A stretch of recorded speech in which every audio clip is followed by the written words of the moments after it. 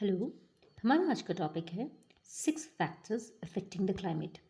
So let's talk about कि climate को कौन से फैक्टर्स अफेक्ट करते हैं, किसी जगह का वातावरण या क्लाइमेट किस चीज़ पे डिपेंड करता है। सबसे पहली चीज़ है लैटिट्यूड। अगर आपने ज्योग्राफी में थोड़ा सा आपको याद होगा तो आपको याद होगा कि अर्थ में हमने कुछ इमेजिनरी लाइंस खींची हैं, लाइक दीज। इनको हम लैटिट्यूड कहते हैं। We call them latitude.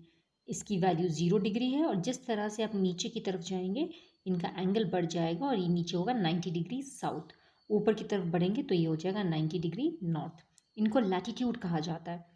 तो will come back to that in a moment. Second is called altitude. Altitude का मतलब होता है हाइट, जैसे कि इस पहाड़ का ऑल्टीट्यूड कम है और इस पहाड़ का ऑल्टीट्यूड ज़्यादा है।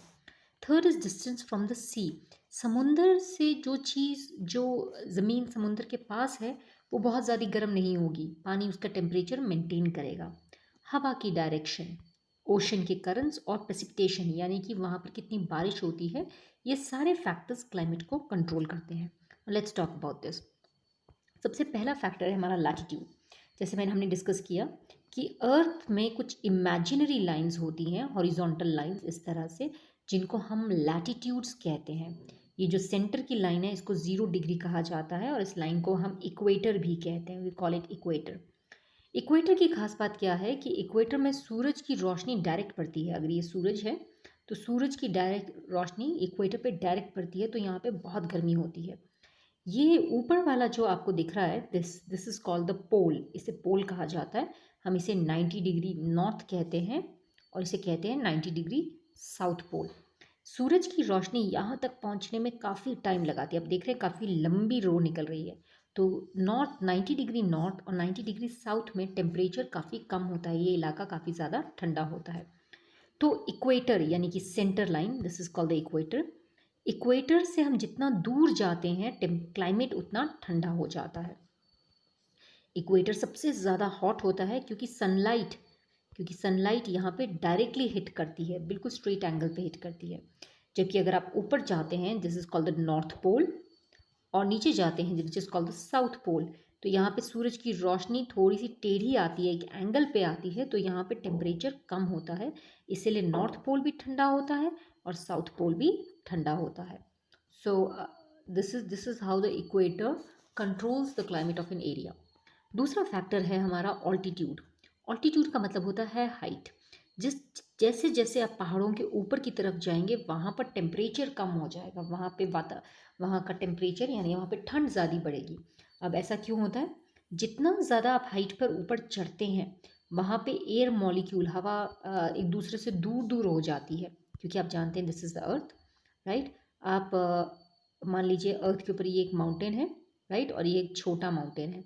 तो अर्थ के पास वाला जो इलाका है वहाँ पे एयर के मॉलिक्यूल ज़्यादा होंगे, लेकिन आप अर्थ से जितना दूर जाएंगे वहाँ पे एयर के मॉलिक्यूल उतने दूर दूर होंगे। इसको कहते हैं लेस डेंस। आप देख रहे हैं ये जो इस पहाड़ का जो इलाका है वो काफ़ी बड़ा है, तो यहाँ पे एयर के मॉलिक्यूल काफ़ी कम होंगे। तो आप हाइट जितनी बढ़ाते हैं वहाँ पे एयर उतनी कम डेंस होती है, यानी उतनी रेयर होती है। और हवा के जो मॉलिक्यूल्स हैं अगर वो एक दूसरे से दूर दूर हैं तो वो हीट को आसानी से होल्ड नहीं कर सकते हैं, तो वहाँ का टेम्परेचर ठंडा हो जाता है। और और क्योंकि अगर कोई पहाड़ की हाइट ज़्यादा है तो वो धरती के जो सरफेस है उससे आने वाली, जैसे सूरज की रेज यहाँ टकराती हैं, तो अब जितनी हाइट पे ऊपर रहेंगे, अगर आपका घर यहाँ ऊपर पर है, इधर आपका घर है, तो आपको सूरज की जो हीट आपके सरफेस पे टकरा रही है वो मिलेगी नहीं, इसके वजह से ठंड और बढ़ जाती है। तो जितनी ज़्यादा हाइट हो हवा उतनी थिन होगी, हवा जितनी ज़्यादा थिन होगी वो उतना कम हीट पकड़ेगी, जिसके वजह से ठंड बढ़ जाएगी। जितनी ज़्यादा हाइट होगी टेम्परेचर उतना कम होगा। तीसरी चीज़ है टॉपोग्राफी। टॉपोग्राफी का मतलब है ज़मीन की बनावट। फॉर एग्ज़ाम्पल जैसे कि माउंटेन है, for example you have this mountain. जब बादल माउंटेन के ऊपर से आते हैं तो उनका मॉइस्चर छूट जाता है और वो बारिश की तरह गिर जाते हैं।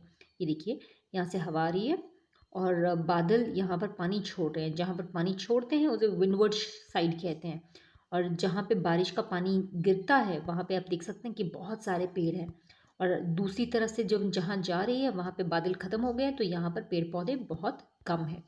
तो माउंटेन की बनावट पर भी डिपेंड करता है कि क्लाइमेट कैसा है। आज के लिए इतना ही करते हैं। Have a nice day.